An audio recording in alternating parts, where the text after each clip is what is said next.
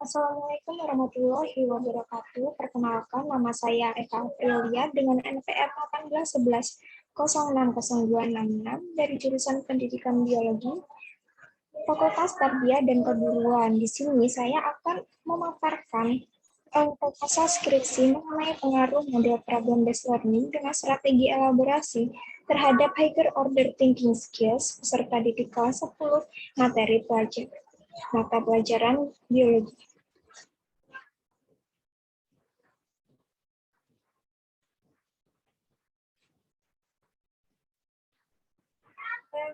Pertama pada bab ke-1 yaitu ada penegasan judul. Nah, pengaruh. Pengaruh merupakan daya yang ada atau timbul dari sesuatu, orang, benda yang ikut membentuk watak, kepercayaan, atau perbuatan seseorang. Kemudian, model problem based learning adalah model pembelajaran yang melibatkan peserta didik untuk memecahkan suatu masalah melalui tahap metode ilmiah, sehingga peserta didik dapat mempelajari pengetahuan yang berhubungan dengan masalah tersebut, serta memiliki keterampilan untuk memecahkan masalah.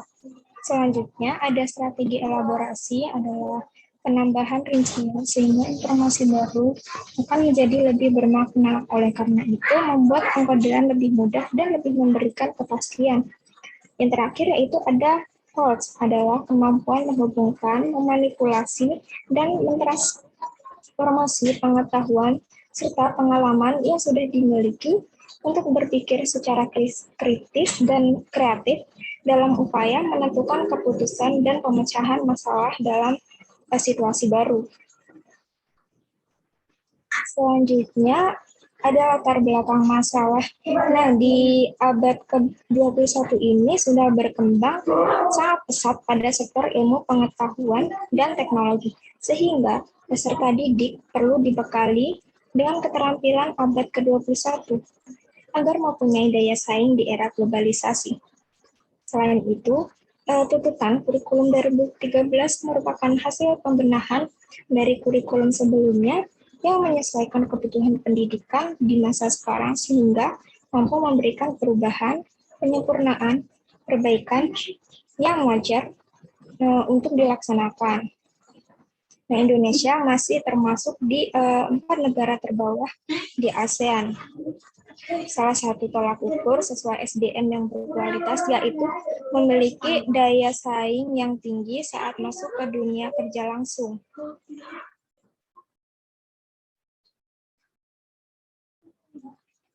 Melalui model pembelajaran PBL, siswa akan terlatih untuk menganalisis, berpikir kreatif, sistematis, dan logis dalam rangka pemecahan masalah yang dirumuskan, di mana hal ini merupakan bagian dari keterampilan berpikir tingkat tinggi.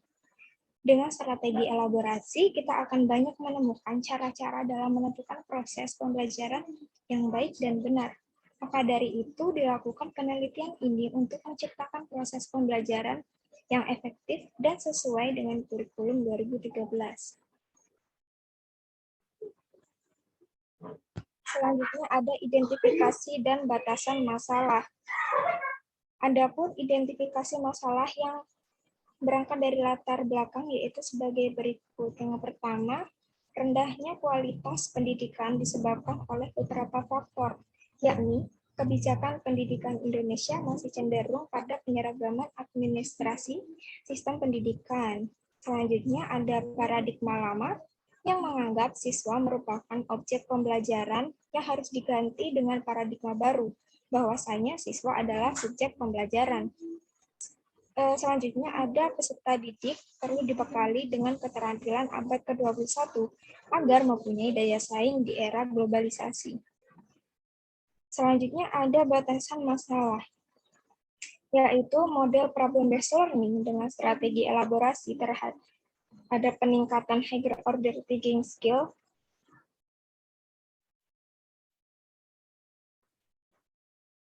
Selanjutnya ada rumusan masalah. Adapun rumusan masalah dari penelitian ini yaitu apakah model pembelajaran PBL dengan strategi elaborasi dapat meningkatkan odds? Kemudian tujuan penelitian, yaitu untuk mengetahui model pembelajaran PBL dengan strategi elaborasi dapat meningkatkan HOTS atau berpikir tingkat tinggi.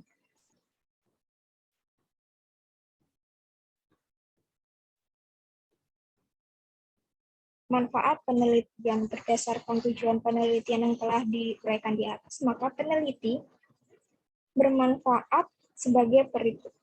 Nah, yang pertama bagi siswa, yaitu untuk menambah wawasan mengenai peningkatan HOTS pada siswa kelas 10 SMA. Selanjutnya, bagi guru, yaitu untuk mempermudah guru dalam menyampaikan materi karena adanya pola pikir tingkat tinggi dan pembentukan karakter, sehingga guru dapat mudah memaparkan materi dan siswa dengan mudah menerima materi ajar. Selanjutnya bagi sekolah. Nah, penelitian ini diharapkan nantinya dapat diterapkan di lingkungan sekolah bagi calon pendidik dan juga bagi siswa dalam memaparkan dan menerima materi ajar. Nah, untuk dinas pendidikan, diharapkan penelitian ini dapat diterapkan di sekolah-sekolah agar mempermudah proses pembelajaran. Terakhir, bagi masyarakat, penelitian ini diharapkan nantinya dapat diterapkan di lingkungan masyarakat. Kajian penelitian terdahulu yang relevan. Nah, berdasarkan jurnal yang dikutip oleh Sucipto dengan judul Pengembangan Keterampilan Berpikir Tingkat Tinggi dengan menggunakan strategi metakognitif model pembelajaran PBL, dikembangkan mengacu paradigma konstruktivistik. Nah, keduanya merupakan strategi pembelajaran berbasis masalah atau pemecahan masalah yang mengkondisikan peserta didik untuk mengembangkan kemampuan berpikir setahap demi setahap, mulai dari mendefinisikan masalah, mencari data, menganalisis, kemudian menyuguhkan alternatif, serta peserta didik dirangsang mengembangkan kemampuan berpikir secara kritis, logis, reflektif, metakognitif, dan berpikir kreatif. Dengan demikian, penerapan kedua strategi tersebut mampu mengembangkan keterampilan berpikir tingkat tinggi peserta didik. Selanjutnya, pada bab kedua yaitu ada landasan teori dan pengajuan hipotesis. Pengertian problem-based learning. PBL merupakan pendekatan yang efektif untuk mengajarkan proses-proses berpikir tingkat tinggi dengan situasi berorientasi pada masalah. Termasuk di dalamnya yaitu belajar bagaimana memecahkan suatu masalah.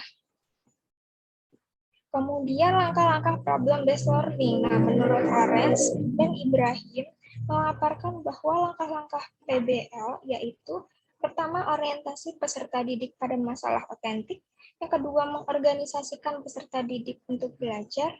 Yang ketiga, membimbing penyelidikan individual atau kelompok. Yang keempat, mengembangkan dan menghasilkan karya. Dan yang terakhir, yaitu menganalisis dan evaluasi proses pemecahan masalah. Strategi pembelajaran elaborasi. Nah, elaborasi berasal dari kata elaboration. Dapat diterjemahkan sebagai pengembangan secara rinci dan hati-hati. Elaborasi adalah salah satu model pembelajaran yang mengorganisasikan isi materi pembelajaran dengan cara memisahkan secara sementara materi, kemudian menggabungkan kembali dalam bentuk berkaitan yang penting, sehingga terjadi sinkronisasi antara materi yang satu dengan materi yang lainnya, dan siswa akan lebih memahami keterkaitan materi pelajaran yang diberikan. Karakteristik strategi pembelajaran elaborasi. Sebagai strategi pembelajaran yang diarahkan untuk mengembangkan kemampuan berpikir, strategi pembelajaran elaborasi memiliki karakteristik yaitu proses pembelajaran melalui elaborasi ini menekankan kepada proses mental siswa secara maksimal. Nah, strategi pembelajaran elaborasi ini bukan model pembelajaran yang hanya menuntut siswa sekedar mendengar dan mencatat, tetapi menghendaki aktivitas siswa dalam proses berpikir, mensintesis, dan mengasosiasikan hal-hal yang akan dipelajari dengan bahan-bahan lain yang tersedia. Kemudian prinsip dalam strategi pembelajaran elaborasi. Prinsip pertama adalah penyajian kerangka isi. Penyajian kerangka isi ini ditempatkan pada fase yang paling awal dari keseluruhan proses pembelajaran. Yang kedua, berkaitan dengan tahapan dan dalam melakukan elaborasi ini, isi pembelajaran. Kemudian yang ketiga, berkaitan dengan penekanan bahwa bagian yang terpentinglah yang harus disajikan pertama kali. Kemudian yang keempat, berkaitan dengan tingkat kedalaman dan keluasan elaborasi. Kemudian yang kelima, berhubungan dengan penyajian pensintesis. Dan yang terakhir yaitu pemberian rangkuman. Selanjutnya ada higher order thinking skills. Nah, menurut Sutanto dan Retnawati menyatakan bahwa HOTS merupakan aspek yang penting untuk dikembangkan dalam pembelajaran. Tujuan pengembangan HOTS adalah untuk membekali peserta didik dalam memberi alasan atau menganalisis dan membuat keputusan. Pentingnya HOTS dalam pembelajaran juga ditunjukkan oleh hasil penelitian Murray yang menyebutkan bahwa ketika peserta didik memutuskan menggunakan HOTS, maka peserta didik ini harus mampu menciptakan ide-ide baru, membuat prediksi, dan memecahkan masalah. Selanjutnya ada pengertian biologi. Biologi merupakan salah satu cabang sains yang berkembangan ilmunya sangat pesat. Berbagai konsep yang dipelajari di biologi berkaitan erat dengan berbagai permasalahan kehidupan manusia, seperti dalam bidang pertanian, peternakan, dan berbagai bidang vital lainnya. Selanjutnya ada pengajuan hipotesis. Nah, adapun hipotesis dalam penelitian ini yaitu terdapat pengaruh antara model problem-based learning (PBL) dengan strategi elaborasi terhadap higher order thinking skills peserta didik kelas 10 SMA Negeri 1 Labuan Ratu. Tapi yang ketiga yaitu ada metode penelitian.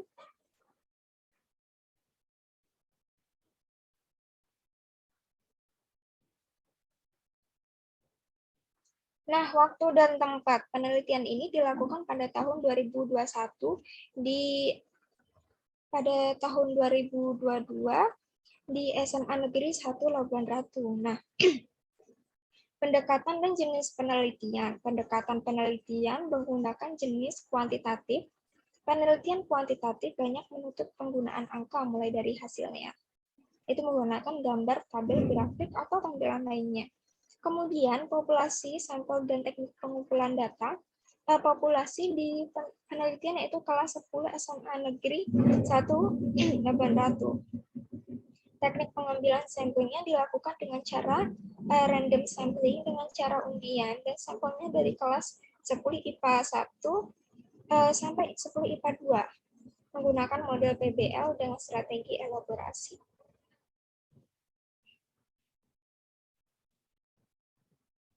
Definisi operasional variabel. Nah, definisi operasional dapat dilakukan dengan membandingkan nilai-nilai rata-rata skor penguasaan siswa antara pretest dan post-test. Nah, variabel bebas pada penelitian ini yaitu model problem-based learning dengan strategi elaborasi, dan selanjutnya variabel terikat atau Y, yaitu higher order thinking skill atau HOTS. Selanjutnya ada instrumen penelitian. Nah, instrumen pelaksanaan pembelajaran ini itu menggunakan silabus, RPP, modul atau bahan ajar, media pembelajaran, dan daftar nomor siswa.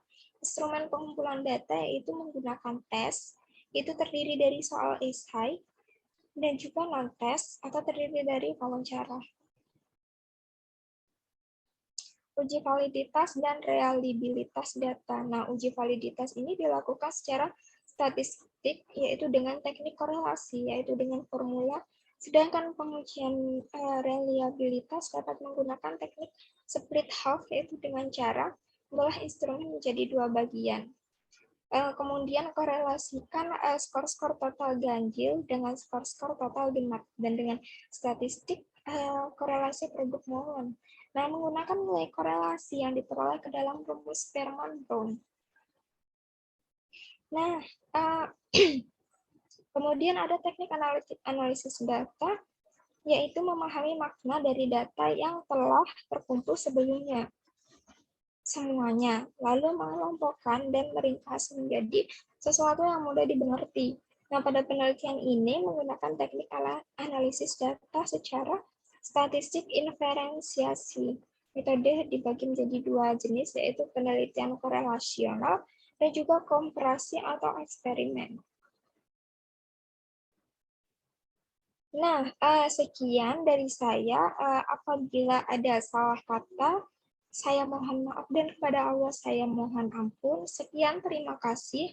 Wassalamualaikum warahmatullahi wabarakatuh.